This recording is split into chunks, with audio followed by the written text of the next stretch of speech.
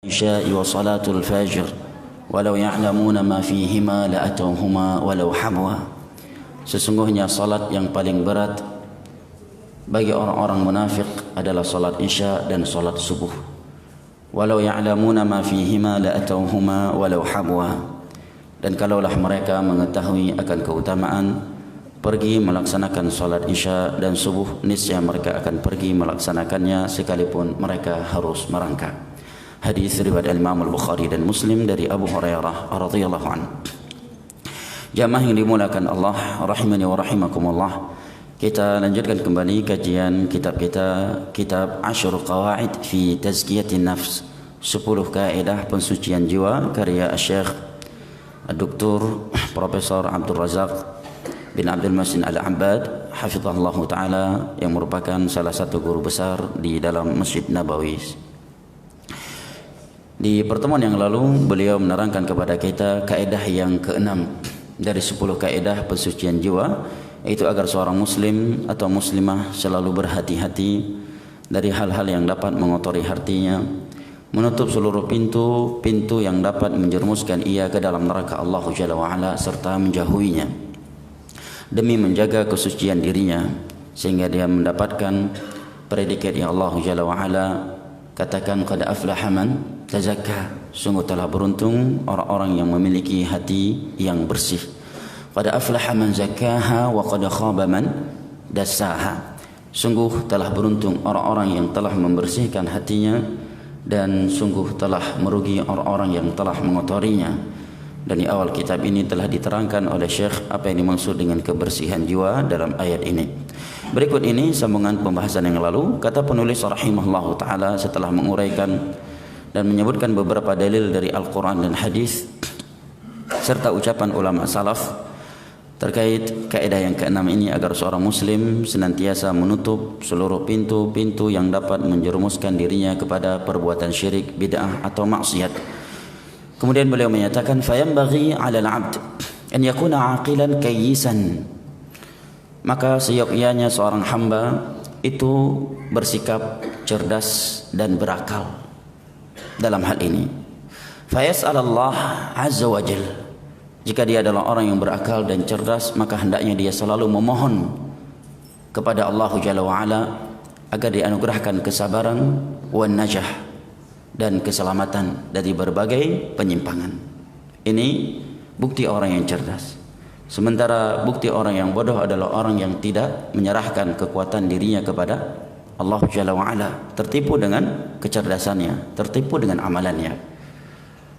Makanya Nabi SAW bersabda, man ta'allaqa bi syai'in wukila ilaih, barang siapa yang terikat dengan sesuatu, maka ia akan diserahkan kepada sesuatu itu. Apabila hatinya terikat dengan Allah, maka Allah yang akan membantunya. Adapun jika hatinya bergantungan kepada selain Allah, maka Allah akan serahkan kepada selainnya tersebut yang merupakan makhluk, dan yang namanya makhluk tentunya penuh dengan kelemahan. Maka di dalam sebuah hadis di dalam As-Sunan, Nabi SAW menyatakan, man nazala bihil faqah, barang siapa yang tertimpa kemiskinan, diuji oleh Allah dengan kemiskinan yang luar biasa, fa'anzalaha lillah, kemudian dia adukan kepada Allah Jalla wa'ala, fa'adhabaha, niscaya Allah akan hilangkan kemiskinan tersebut darinya, cepat ataukah lambat. Wa man nazala bihil faqah fa'anzalaha linnas, dan barang siapa yang tertimpa kemiskinan, kemudian dia mengeluh kepada manusia, maka Allah akan membuat dia semakin terpuruk dengan kemiskinannya tersebut. Maka kata Syekh, seorang yang cerdas dan berakal itu selalu memohon dan meminta kepada Allah kesabaran dan keselamatan dari segala pintu yang dapat menjerumuskan ia ke dalam neraka Allah. Bukti orang yang cerdas dan berakal yang kedua adalah wa an yaqta'a kulla turuq al-mu'addiyah li dhaya'i nafsihi wa fujuriha. Dia akan menutup seluruh jalan atau memutuskan seluruh sarana yang dapat membuat dirinya menyia-nyiakan dirinya dan menyia-nyiakan atau merusakkan dirinya. Karena perbuatan manusia yang tercela itu atau yang tak terpuji itu terbagi menjadi dua. Yang pertama, perbuatan yang sia-sia. Ya, sia-sia. Ini paling mendingnya dari hal yang tak terpuji. Yang kedua adalah hal yang tercela dari halal yang haram. Naam. Fadinul 'abdi ra'su malihi.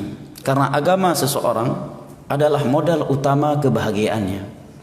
Oleh karena di antara doa Nabi sallallahu alaihi wasallam, Nabi menyatakan, Allahumma la taj'al musibati fi dini. Ya Allah, jangan engkau timpakan musibah kepadaku dalam urusan agamaku. Seorang tidak dikatakan merugi kalau dia diuji oleh Allah dengan Allah wafatkan salah satu dari orang yang ia cintai.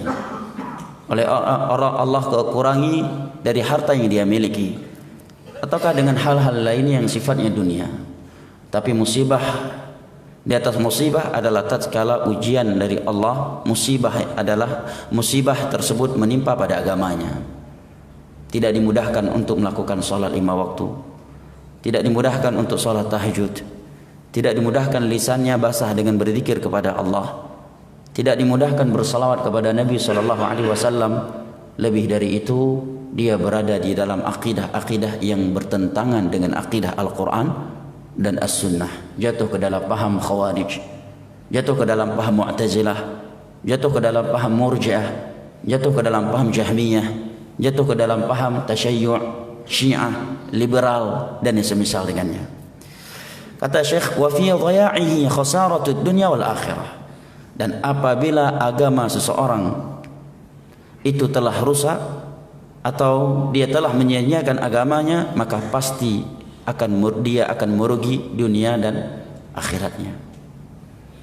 Di dalam sebuah hadis yang diriwayatkan oleh Al-Imam Ibnu Majah dengan sanad yang disahihkan oleh Al-Imam Al-Albani dari Zaid bin Thabit atau Zaid bin Harithah radhiyallahu anhu, Nabi sallallahu alaihi wasallam bersabda, "Man kanatid dunya hammah, farraqallahu syamlah. Farraqallahu syamlah wa ja'ala al-faqra baina 'ainayhi wa la ya'tihi minad dunya illa ma kutiba lahu. Wa man kanatil akhiratu hammah, jama'allahu syamlah wa ja'ala al-ghina fi qalbihi wa ta'tihi ad-dunya wa hiya raghimah." Barang siapa yang memprioritaskan dunia atas akhiratnya. Bukti seseorang memprioritaskan dunianya terhadap akhirat adalah dia rela mengorbankan perkara-perkara agamanya untuk dunianya yang tidak boleh ia korbankan deminya. Demi lewat sekolah dia suap menyuap. Demi mendapatkan proyek dia suap menyuap. Demi perkara-perkara dunia dia melakukan pelanggaran-pelanggaran agama yang tidak boleh ia langgar karena perkara dunia tersebut. Orang yang seperti ini, kata Nabi sallallahu alaihi wasallam, farraqallahu syamlah. Allah akan cerai beraikan segala urusannya. Ini berita dari Nabi, tidak mungkin meleset dari kenyataan jemaah. Kalau cepat terjadi, dari satu sisi hendaknya kita bersyukur, berarti cepat ditegur oleh Allah. Yang bahayanya, kita diistidraj oleh Allah. Semakin menyimpang, rasanya semakin bagus kesehatan kita, penghasilan pun semakin bagus. Ini namanya istidraj. Seperti ada seorang laki-laki datang kepada Hasan Al-Basri, "Wahai Hasan, lu kalan orang je habis maksiat ba Allah tapi rezeki lancar tapi kan. Semakin dia bermaksiat semakin lancar rezekinya." Apa kata Hasan Al-Basri? "Idza ra'aita rajulan ala ma'siyatillah." Apabila engkau melihat seseorang yang selalu bermaksiat kepada Allah dan Allah tetap membukakan pintu dunia untuknya, fa'lam annahu istidraj. Ketahuilah itu adalah istidraj, tipu daya dari Allah. Sanastadrijuhum min haitsu la ya'lamun wa umli lahum inna kaidi matin. Kami akan melakukan istidraj kepada mereka, orang-orang yang jauh dan membangkang kepada Allah dengan ilmu mereka setelah mereka mengetahuinya. Wa umli lahum, dan kami akan ulurkan, akan kami tunda azab kami kepadanya. Begitu datang azab dari Allah, dia tidak siap menerimanya. Dia tidak sempat bertobat kepada Allah Jalla wa Ala. Maka Nabi menyatakan, "Man kanatid dunya hamma, farraqallahu syamlah." Barang siapa yang lebih memprioritaskan dunia atas akhirat, maka pasti Allah akan mencerai beraikan segala urusannya. dengan anak istri tidak harmonis, dengan bawahan atau atasan selalu ribut, ya, dengan teman-teman ibadah pekerjaannya selalu ribut, ya, lebih parah dari itu tidak dimudahkan oleh Allah untuk melakukan ketaatan kepadanya. Salat jamaah selalu terlambat, bahkan tidak sempat salat jamaah. Salat tahajud tidak pernah ia rasakan kemanisannya. Dia diharamkan dari kelezatan membaca Al-Quran. Dia dijauhkan dari kemanisan majelis ilmu agama. Anaknya membangkang kepadanya, istrinya durhaka kepadanya, dan seterusnya. Farraqallahu syamlah. Allah akan cerai beraikan seluruh urusannya. Apakah sampai di situ? Tidak. Nabi sebutkan hal yang kedua setelah itu. Wa ja'ala al-faqra baina 'ainihi. Allah akan selalu menggantungkan kemiskinan di depan kedua matanya. Dengan hadis ini para ulama membuat kaidah bahwa orang yang memprioritaskan dunia atas akhirat sehingga dia mengorbankan perkara-perkara agamanya demi dunia, pasti dia ada selalu merasa miskin dan merasa tidak cukup. Dan realitas sebaik-baik bukti dalam hal itu jemaah. Yang melakukan korupsi rata-rata orang miskin atau orang kaya jemaah? Hah? Orang kaya, bukan orang miskin. Bukan mereka orang-orang yang punya gaji 1,5 juta sebulan, ya kan?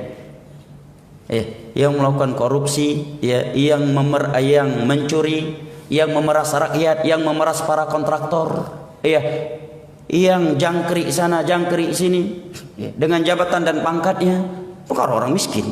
Mereka punya gaji tetap dari penguasa, dari pemerintah, punya tunjangan, punya mobil plat merah lagi, BBM disediakan setiap bulan untuknya, ya. Tetapi mereka korupsi. Apa sebabnya jemaah?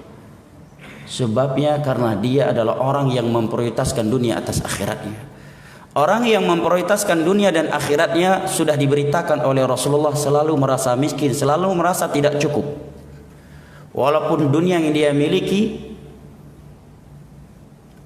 adalah kekayaan yang diangan-angankan oleh orang-orang lain selainnya. Wa ja'ala al-faqra baina 'ainihi. Allah akan gantungkan kemiskinan di depan kedua matanya. Selalu merasa miskin, selalu enggak cukup. Kenapa? Karena dia bukan orang yang taat kepada Allah. Dan ini sifat budak-budak dunia. Nabi yang menamakan orang yang seperti itu dengan budak dunia. Nabi bersabda, ta'isa abdu dinar, ta'isa abdu dirham. Sungguh celaka budak-budak dinar dan budak-budak dirham. Karena di masa itu mata uang dari dinar, emas dan perak. Kalau sekarang berarti ta'isa abdu dolar, ta'isa abdu rupiah. Ta'isa wantakas, dia pasti celaka dan pasti tersungkur, kata Nabi. In u'tiya radhi wa in lam yu'ta sakhit. Jika diberikan dunia oleh Allah, dia ridha. Ya. Ketika ditahan dunia darinya, dia marah kepada Allah. Ya.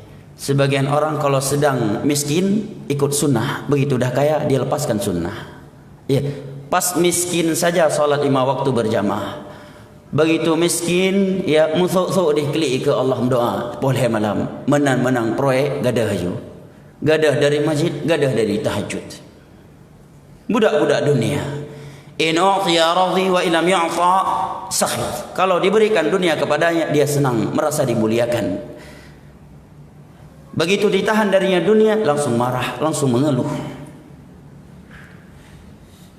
Di dalam surat Al-Kahfi, Allah Jalla wa Ala menyatakan, wala tuti' man aghfalna qalbahu an dzikrina wattaba hawahu wa kana amruhu furta. Ini larangan Allah kepada Nabi kita sallallahu alaihi wasallam. Coba kita perhatikan firman Allah yang berikut ini kepada Nabi kita. Padahal Nabi kita adalah seorang Rasul, seorang Nabi yang tempat tidurnya dari pelepah kurma. Ketika beliau bangun membekas punggung beliau, yang membuat sebagian sahabat menyatakan, wahai Rasulullah, buang pelepah kurma ini, aku akan buatkan untukmu kasur yang nyenyak. Kemudian Nabi menjawab, mali walid dunya illa karajulin istadhalla tahta syajaratin thumma tarakaha. Ada apa dengan dunia ini? Tidaklah aku dengan dunia ini kecuali seperti seorang lelaki yang melakukan perjalanan kemudian singgah berteduh di bawah sebuah pohon. Setelah itu dia pergi meninggalkannya. Ini jawaban Nabi kepada sahabat Nabi yang menawarkan dunia kepadanya sesuatu yang tidak tercela. Lantas perhatikan bagaimana firman Allah dalam surat Al-Kahfi ini kepada Nabi kita. Allah katakan kepada Nabi kita sallallahu alaihi wasallam, "Wala tuti' man aghfalna qalbahu an dzikrina."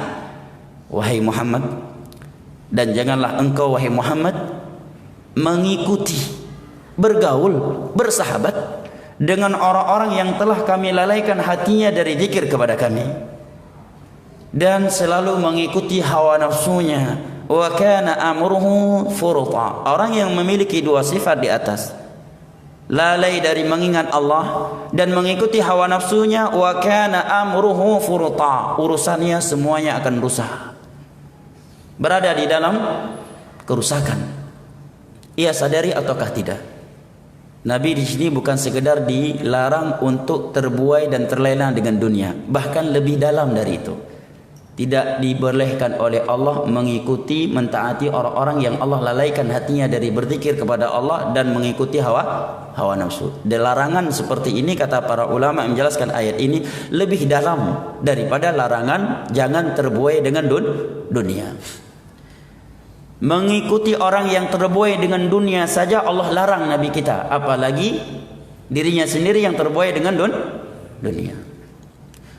Dan tidak sedikit orang-orang yang tadi yang saleh, taat kepada Allah, takut kepada Allah, lantas dia futur, hilang dari keistiqomahan karena pergaulan, karena persahabatan jamaah.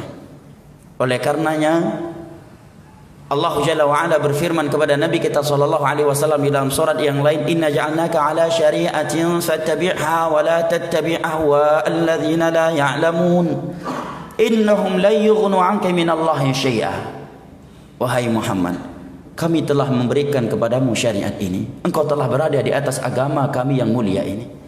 Maka ikutilah bimbingan agama dan jangan sekali-kali engkau mengikuti keinginan orang-orang yang tidak berilmu. Betapa banyak orang melanggar agama Allah gara-gara ngen. Mbak piki-piki hana mangana. Tiket ke Iblo, ya.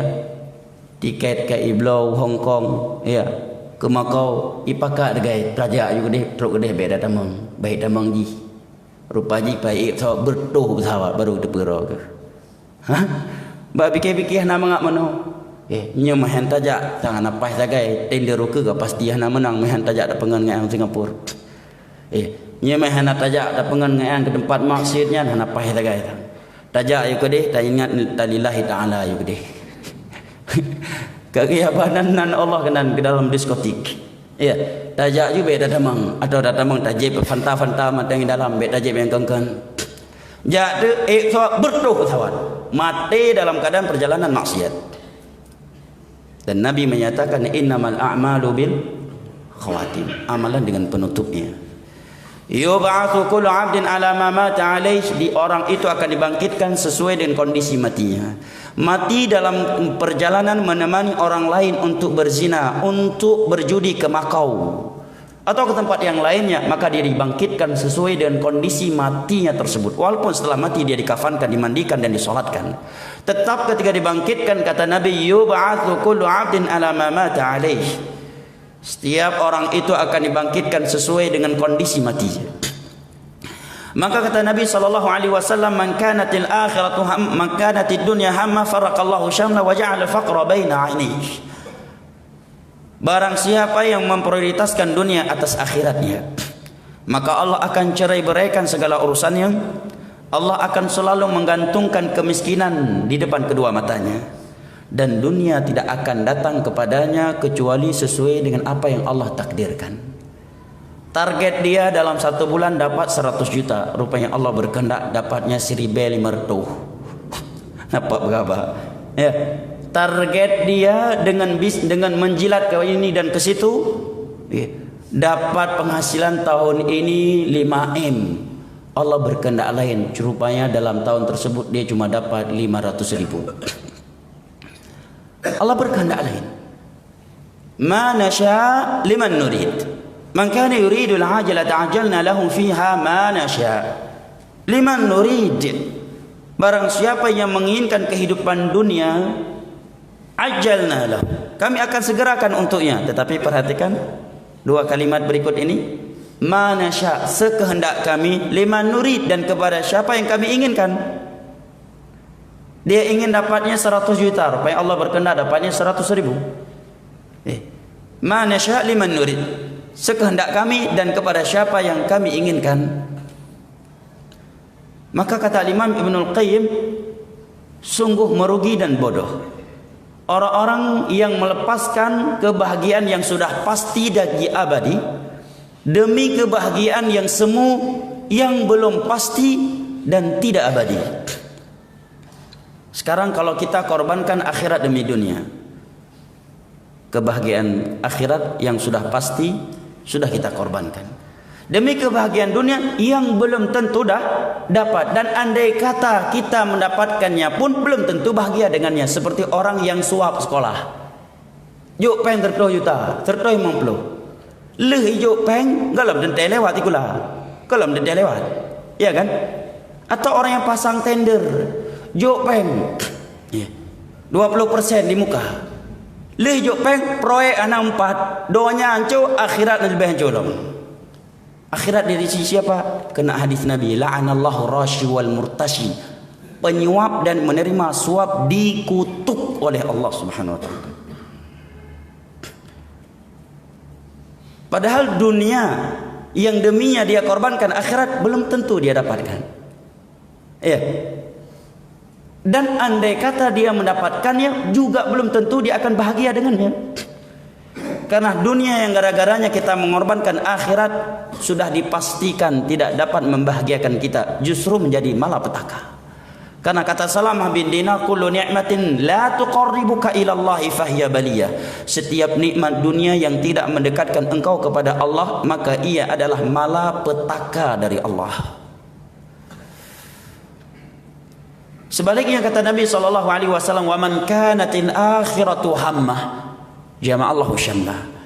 Barang siapa yang memprioritaskan akhiratnya atas dunianya, maka Allah akan indahkan segala urusannya. Dianugerahkan anak yang saleh, istri yang tadinya suka membangkang, Allah jadikan istri yang salehah. Anaknya yang tadinya punya penyakit yang dokter sudah angkat tangan, tiba-tiba Allah sembuhkan.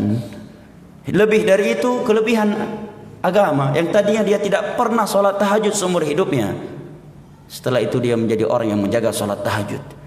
Sebelumnya dia seumur hidupnya belum pernah merasakan manisnya sholat berjamaah, kini dia sudah mulai merasakan manisnya sholat berjamaah. Yang sebelumnya dia belum pernah duduk di taman-taman syurga majelis ilmu agama, setelah itu dia diberikan kemanisan hadir majelis ilmu agama. Yang tadinya dia tak pernah, jangankan ya pergi, bahkan cita-cita saja tidak pernah untuk haji dan umrah, setelah itu dia dimudahkan haji dan umrah dan berbagai keutamaan agama lainnya. Jama'allahu syamlah, Allah akan indahkan segala urusan dunia dan akhiratnya. Wa ja'alal ghina fi qalbi. Keutamaan yang kedua, Allah akan tanamkan kekayaan di dalam hatinya.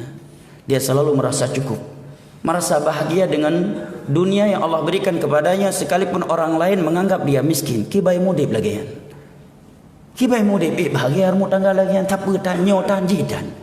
Orang lain tapi garuk-garuk uleh, orang lain garuk-garuk kepala lihat kehidupan dia, tapi dia sendiri merasa bahagia dan bangga dengannya.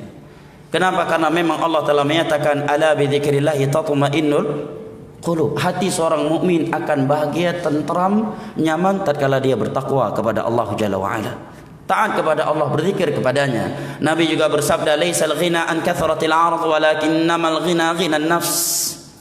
Kekayaan itu bukanlah dengan banyaknya harta benda, tetapi kekayaan hakiki itu adalah dengan kekayaan hati. Dan hati seorang tidak akan pernah kaya dan tentram kecuali ada ketauhid di dalamnya, kecuali ada sunnah Rasulullah sallallahu alaihi wasallam dan ketaatan di dalamnya.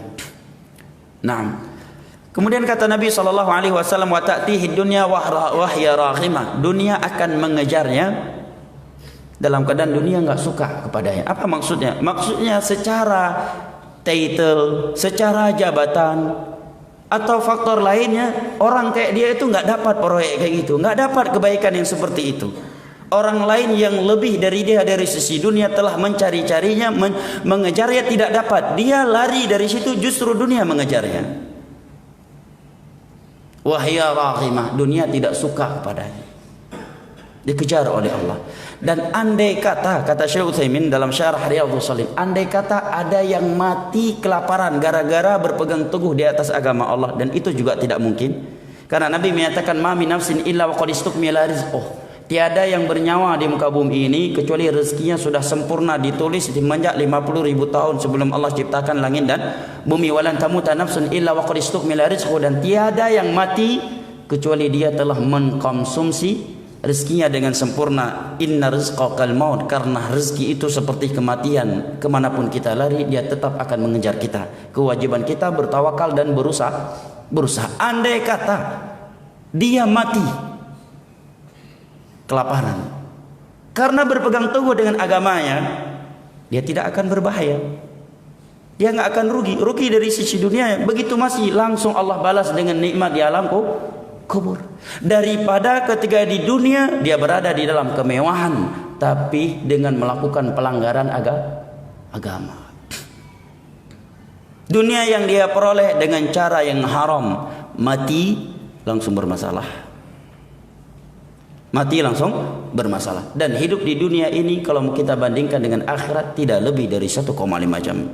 Kemudian yang terakhir kata penulis rahimahullahu taala, la siyama fi zamanina alladhi waqa'an fihi al-fitan 'ala an-nasi ka waqi'il matar wa infatahat fi abwab syubhat wa syahawat ma'a hadhihi al-ajhizati al-hadithah wal mawaqi' al-mashbuhah wal baramij al-munharifah hatta saqat kathiran minan nasi ila al-ghawaya wa sarrafathum 'anil hidayah ila al-ghiwayah wa sarafatum 'anil hidayah, nas'alullah al-afiyah.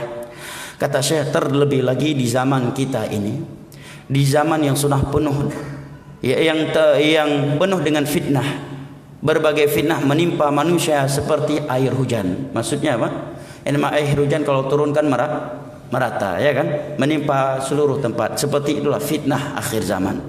Baik yang berkaitan dengan syubhat ataukah syahwat sudah merata.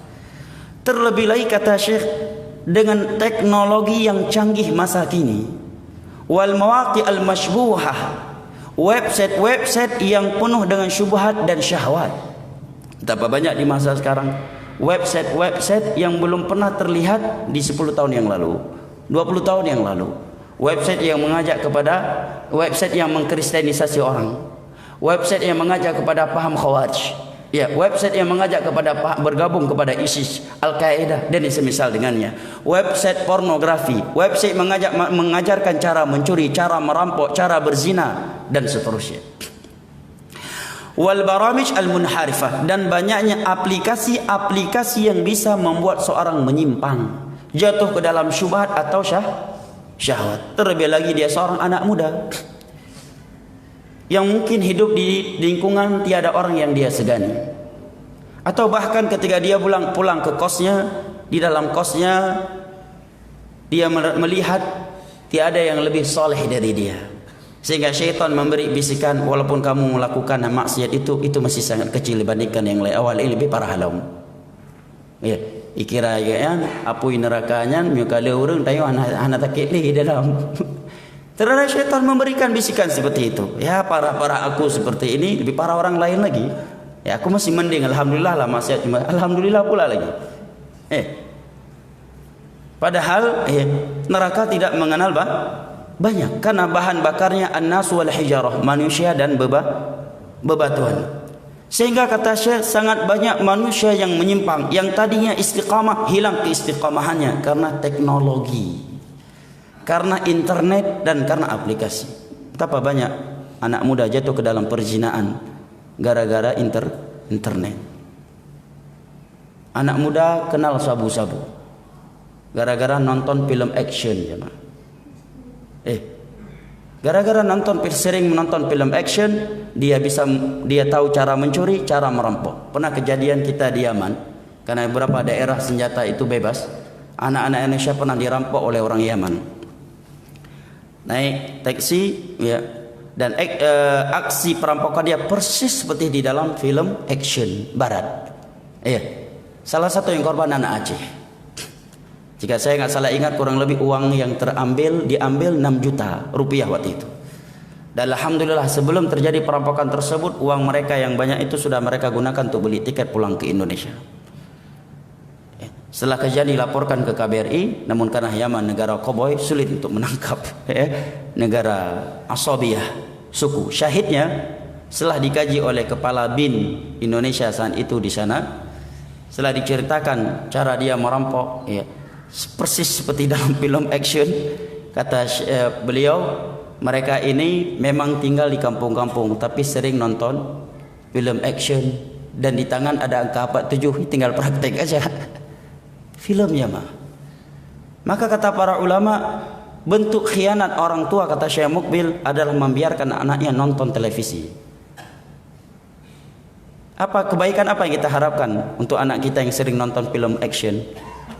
Kebaikan apa yang kita inginkan dari istri kita yang nonton sinetron Korea?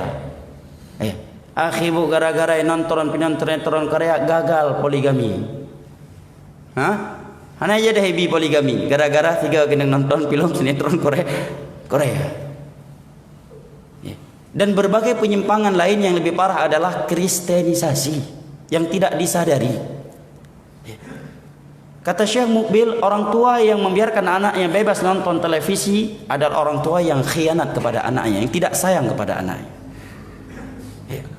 Orang-orang barat saja tidak sebebas itu membiarkan anak mereka nonton.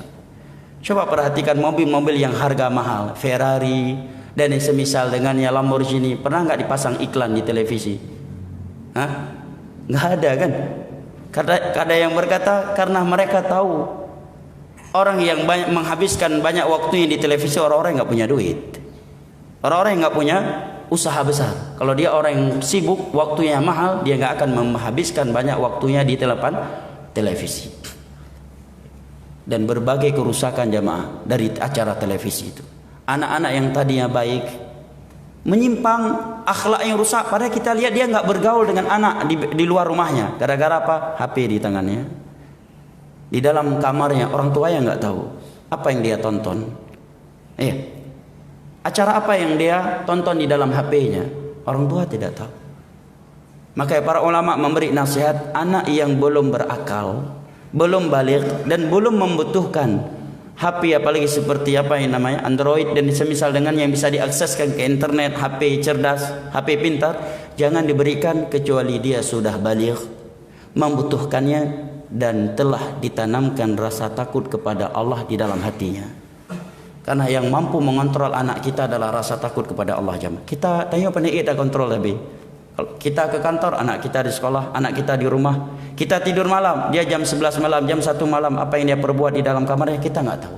Maka solusinya tanamkan ke dalam hatinya rasa takut kepada Allah. Karena itulah yang akan mengontrol dia dari bermaksiat kepada Allah Jalla wa Ala. Allah berfirman, wa amma man khafa maqama rabbih wa nahan nafsa 'anil hawa fa innal jannata hiyal ma'wa. Barang siapa adapun orang yang takut kepada Allah dan mampu mematahkan hawa nafsunya karena dia selalu takut kepada Allah, maka syurga adalah tempat pasti untuknya. Kiranya ini yang dapat saya sampaikan, lebih dan kurangnya saya mohon maaf. Wabillahi taufiq wal hidayah. Wassallallahu ala nabiyina Muhammad wa ala alihi wa sahbihi wasallam wa akhiru da'wana anil hamdulillahi rabbil alamin. Wassalamu alaikum warahmatullahi wabarakatuh.